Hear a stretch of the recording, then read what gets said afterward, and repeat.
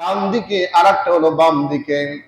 ডান এবং বাম, দুনিয়ার মধ্যে চলার সময় ডান এবং বাম আছে না নাই বলেন?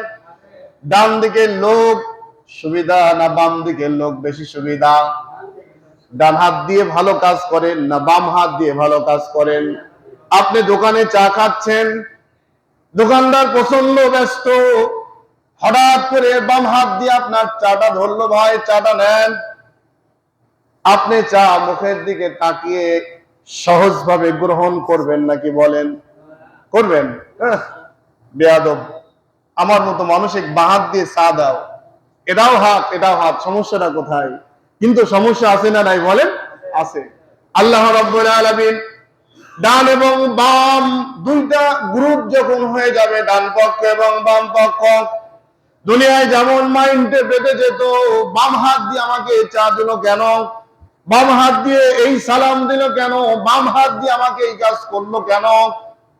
এর কারণ হলো আল্লাহ রাব্বুল আলামিন দুইটা লাইনটা আলাদা করে দিয়েছেন। ডান এবং বাম দুইটা মানুষ যখন এক জায়গায় হয়ে গেল, হওয়ার পরে আপনি এখন দেখতে পারবেন আপনার বন্ধু বান্ধব যারা, আপনার সাথের লোক যারা, আপনার সাথে যারা চলাফেরা করছিল, আপনার সাথে যারা ওঠা বসা করার মধ্যে দিয়ে আপনি এত কষ্ট করে ফজরের নামাজে হাজির হয়ে যেতেন, উনি ফজরের নামাজে হাজির হতো না। আপনি এত ব্যস্তর মধ্যে জোহরের নামাজে হাজির হয়ে যেতেন, উনি জোহরের নামাজে হাজির হতো না। আপনি আসরের নামাজে চলে আসতেন, উনি আসতো না।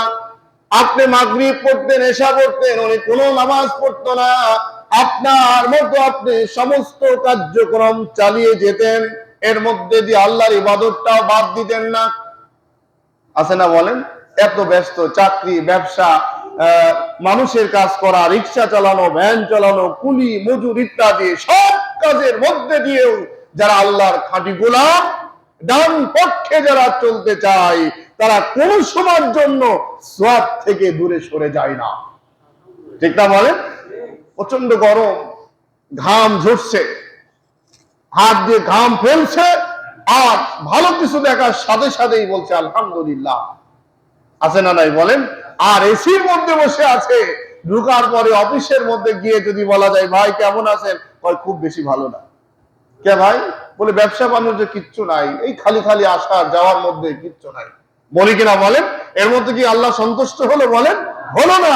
বিপদের মধ্যে আপনি আছেন, মুসিবতের মধ্যে আছেন, আপনি কোন সময় হতাশাগ্রস্ত হবেন না। আপনি বলুন আলহামদুলিল্লাহ, আলহামদুলিল্লাহ। কেমন? আল্লাহর শুকরিয়া যত বেশি আদায় করবেন, আল্লাহ আপনার প্রতি তত সন্তুষ্ট হয়ে যাবে। হযরতে মূসা আলাইহিস সালাম তুর পাহাড়ে আল্লাহর সাথে সাক্ষাৎ করার জন্য রওনা দিয়েছেন। প্রতিমধ্যে তিনজন ব্যক্তির সাথে দেখা হলো। প্রথম নাম্বার একটা ব্যক্তি, উনি বললেন, ও মূসা, তুমি যে আল্লাহর সাথে দেখা করতে যাচ্ছ? বলল, হ্যাঁ। আমার একটা আরজি আল্লাহকে জানাও। বলো বলো। বললো যে আমি এমন অবস্থায় আর কতদিন থাকবো, আমার কোনো কাজ নাই, কোনো কাম নাই, আমার দ্বারাই কোনো কিছুই হয় না, অহেতুক আমাকে এই পৃথিবীতে আল্লাহ কেন নিয়ে আসছেন বলো? কেন? আমার কোনো কাজ নাই, আমার শরীর কিচ্ছু চলে না, কিচ্ছু হয় না, আমার দিয়ে অহেতুক এই পৃথিবীতে আল্লাহ কেন পাঠালো? আল্লাহ থেকে শোনো। দুই নাম্বার ব্যক্তি বললেন, মূসা, আল্লাহকে বলো, আল্লাহ রাব্বুল আলামিন আমাকে যে অর্থ দিয়েছেন, সম্পদ দিয়েছেন, এত তো আমি চাই নাই আল্লাহর থেকে, এত অর্থ দিলেন কেন?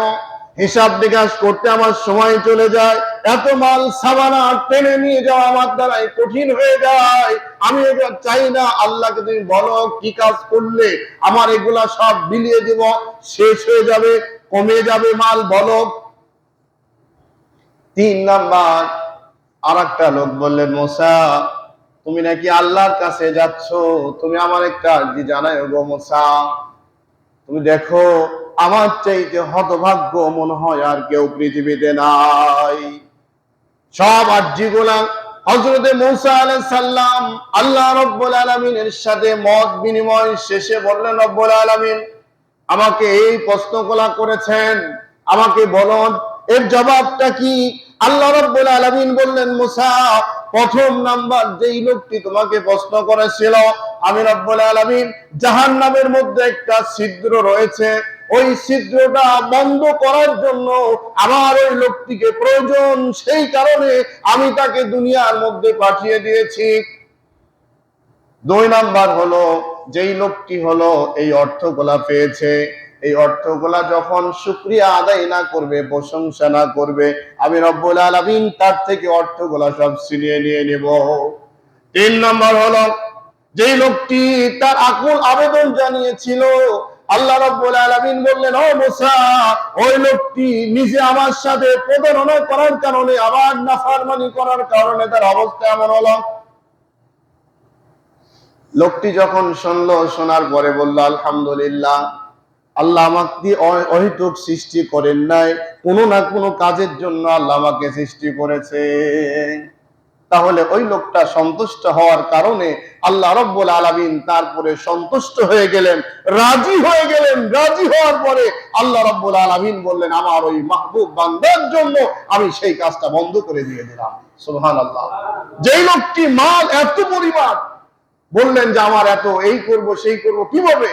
যখন তাকে বললেন, লোকটি তখন বলল, এটা কখনো সম্ভব হতে পারে না, আল্লাহ আমাকে এত দিয়েছেন, আমি আল্লাহ সন্তুষ্ট, আল্লাহ শুকরিয়া, আল্লাহর কৃতজ্ঞ গুজারকারী বান্দা হব না, এটা তো হতে পারে না। আল্লাহ বললেন, যদি শুকরিয়া আদায় করো আরো বেড়ে যাবে মাল। আল্লাহ রাব্বুল আলামিনের এই গোলাম বললেন, যত ব্যস্তই হই না কেন আমি আল্লাহ শুকরিয়া বাদে আমি থাকবো না। আমরা আল্লাহ শুকরিয়া আদায় করতেই চাই না। বললো যে ভাই কেমন আছেন, কয় ভালো না। ভাই কি খবর, কয় খুব বেশি না। কেন? এর মধ্যে কি শুকরিয়া হলো, কৃতজ্ঞ হলো? বলেন, শুকরিয়া হলো না, কৃতজ্ঞ হলো না। আল্লাহ রাব্বুল আলামিন এই জন্য কিয়ামতের দিন ডান এবং বাম পক্ষ যখন দাঁড়িয়ে যাবে, ডান এবং বাম, ডান হাত যেমন সম্মানজনক ছিল না, বাম হাত যেমন দুনিয়ার মধ্যে লজ্জিত, বাম হাত দিয়ে যেমন কাউকে খুশি করা যায় না, ডান হাত দিয়ে যেমন সব মানুষকে খুশি করা যায় ইচ্ছা করলে, এখন অনেক জায়গায় আবার ডান হাত দিয়েও অন্যায়, অবৈধ, পাপাচার কাজে মানুষগুলা লিপ্ত হয়ে যায় কিনা বলেন? কলমের খোঁচা দিয়ে, হাতের ইশারা দিয়ে কত মানুষকে বিপদগামী করে ফেলছে, এটা ভাবাই যায় না। আমার ভাইয়েরা, আল্লাহ রাব্বুল আলামিন ডান এবং বাম যখন দুই পক্ষ দুই দিকে দাঁড়িয়ে গেল, এখন আপনার বন্ধুকে আপনি চিনে ফেলবেন, আপনার আপনজনকে চিনে ফেলবেন, আপনার বংশের লোককে চিনে ফেলবেন, আপনি ওই মানুষটাকে চিনে তাকিয়ে তাকিয়ে বলবেন, এটা তো সেই ব্যক্তি, যেই ব্যক্তিকে ভালো কাজে ডাকছিলাম, ডান পক্ষে নেওয়ার জন্য চেষ্টা করছিলাম, কিন্তু সে কখনো বাম পক্ষ অনুসরণ করা বন্ধ করেছিল না। এই দুনিয়ার মধ্যে চলার সময় দেখবেন যত যুক্তি, যত কথাবার্তা, প্রশ্ন ইত্যাদি সবগুলা যারা হলো ইবাদত বেশি করে না, শয়তানের রাস্তা অনুসরণ করে, তাদের মধ্যে সবচাইতে বেশি অনুধাবন করা যায়।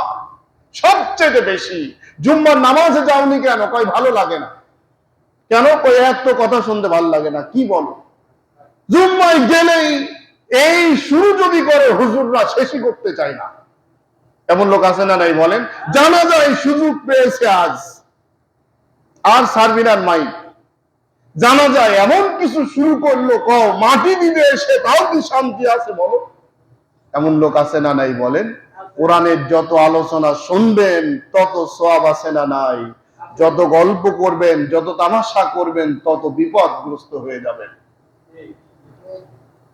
কোরআনের আপনি নিজেই প্রমাণ করুন। আসরের নামাজ পরে যে কোনো এক দোকানে বসেন, বসার পরে বলেন আলহামদুলিল্লাহ, জীবনটা এখন মনে হয় যেন একটু ভালোর দিকেই চলছে নাকি বুঝতেছি না, আসলে নামাজটা নিয়মিত পড়তেছি। কিন্তু এখন ইতিমধ্যে আজান হলো, 5 জন লোকলি বসে আছেন, বলেন ভাই চলো নামাজে যাই। ভাই নামাজে আসলো, হয়তো মনে করেন 2 জন 3 জন আসলো না, পরে গিয়ে 3 জনকে আপনি ধরেন, এই ভাই তোকে নামাজে ডাকলাম, নামাজে গেলি না, আজকে জুম্মার দিন তাও দেখলাম না।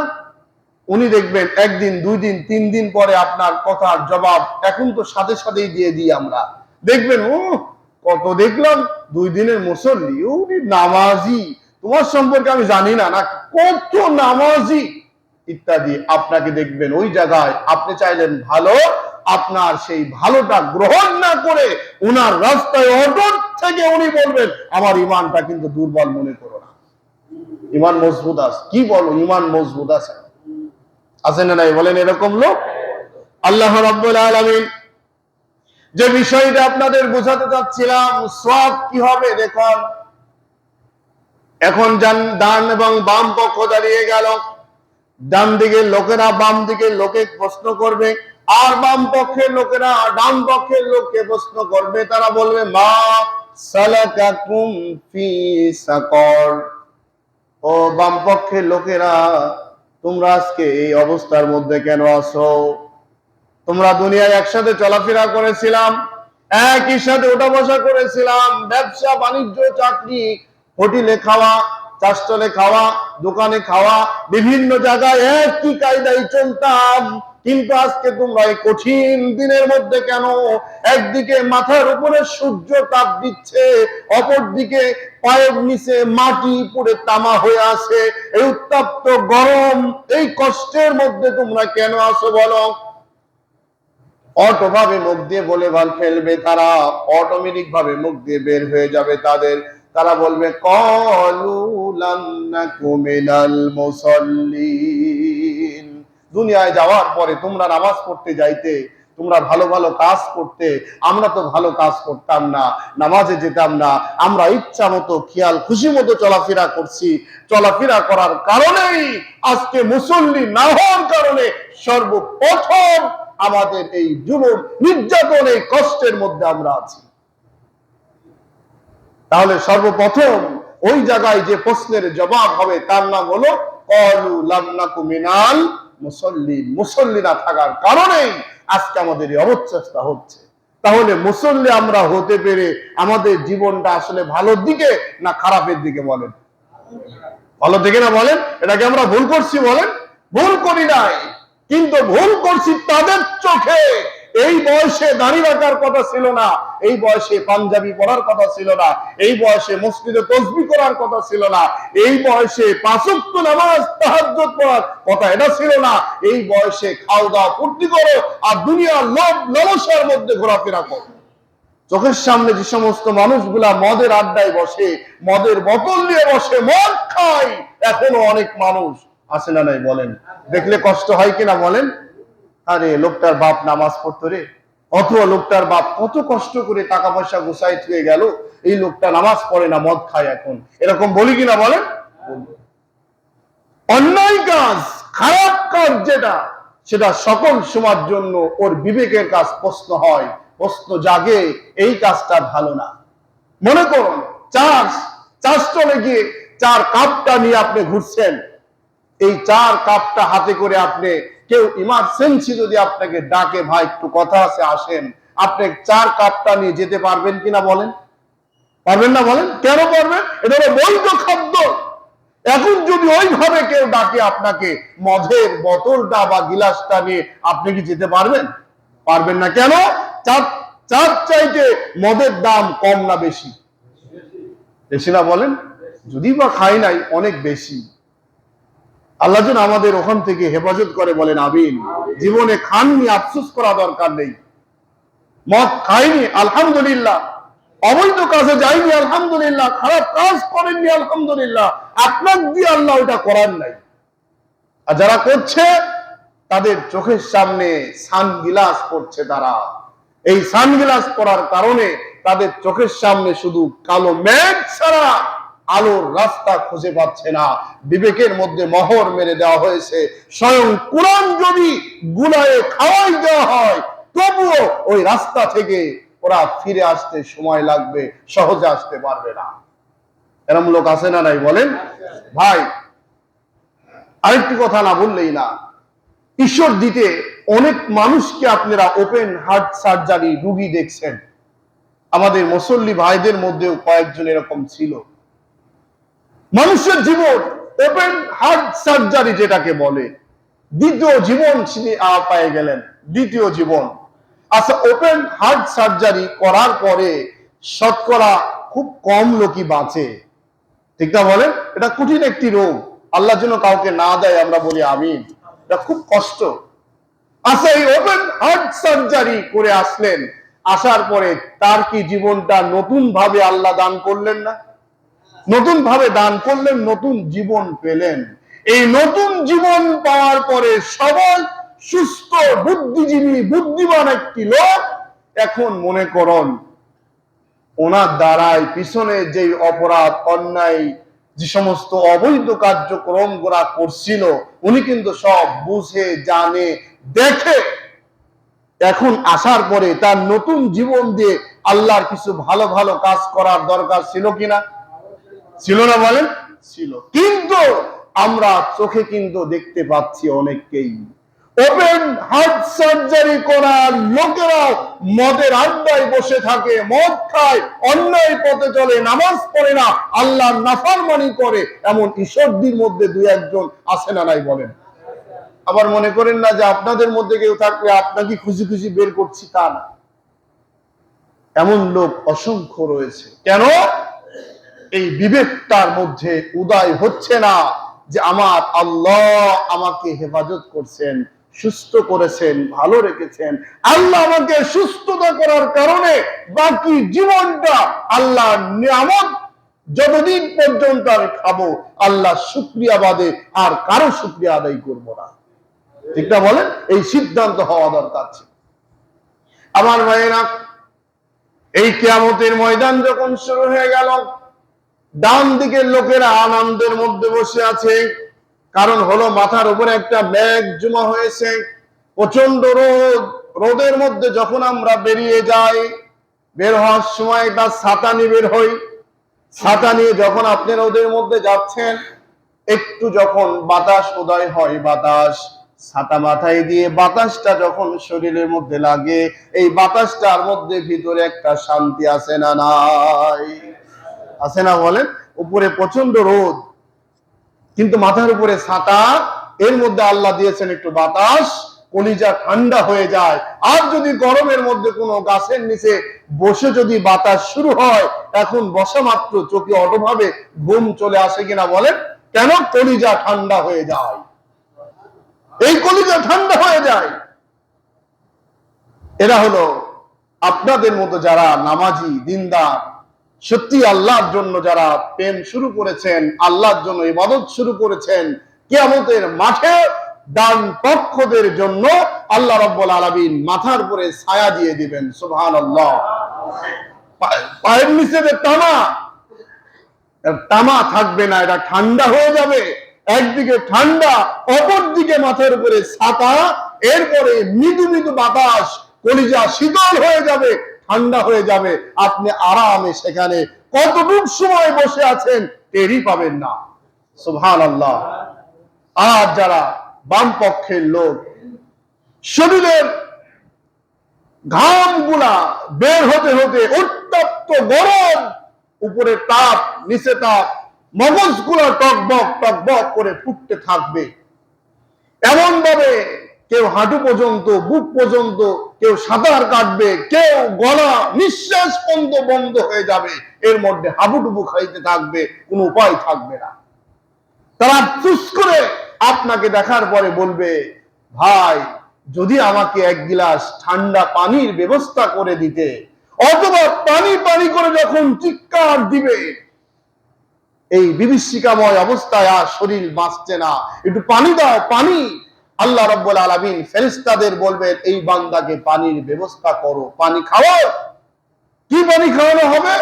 এই যে রক্তপুঞ্জ বের হয়ে যার মধ্যে হাবুডুবু খাচ্ছে, সাঁতার কাটছে, গলা পর্যন্ত ডুবে আছে, এই রক্তপুঞ্জ গুলা গরম করে বাম পক্ষের পাপিষ্ঠদের আল্লাহ রাব্বুল আলামিন ফেরেশতাদের মাধ্যমে খাওয়াই দিবে। যখনই খাবে তখন শরীরের ভিতর থেকে লাড়ি বুড়ি গোলা পায়খানার রাস্তা দিয়ে বেরিয়ে যাবে, কিন্তু এটা শেষ হবে না, কতকাল এভাবে থাকবে আল্লাহ ভালো জানেন। হিসাবের ময়দান চলছে।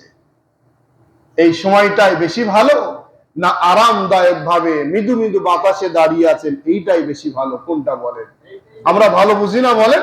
ভালো বুঝি। এই জন্য ভাইয়েরা, সম্মানিত মুরব্বী বাবাজিরা, যুবক ভাইয়েরা, এই দুনিয়া একটা কঠিন জায়গা, পরীক্ষা কেন্দ্র। এখানে যত বেশি কষ্ট করবেন, যত বেশি ভালো ফসল বুনবেন, তত বেশি ফসল কাটতে পারবেন, তত আরামে থাকতে পারবেন, তত বেশি আল্লাহ আর কাল কিয়ামতের ময়দানে সামনে নিকট থেকে আরো নিকটে চলে যেতে পারবেন। এই জন্য আসুন আমরা নামাজ ছেড়ে দেব না। আমরা ডান পক্ষের আল্লাহ সন্তুষ্টের জন্য যত কাজ রয়েছে সমস্ত কাজগুলো আমরা বাদ দিব না ইনশাআল্লাহ। আল্লাহ যেন আমাদের ৫ ওয়াক্ত নামাজ সহ আমাদের আল্লাহ সন্তুষ্টের জন্য আমাদের জীবনটাকে পরিপূর্ণভাবে কবুল করে। আমরা সকলে বলে আমিন। ওকে দাওয়ানা আলহামদুলিল্লাহি রাব্বিল আলামিন। যারা আমরা সুন্নাত পড়ি নাই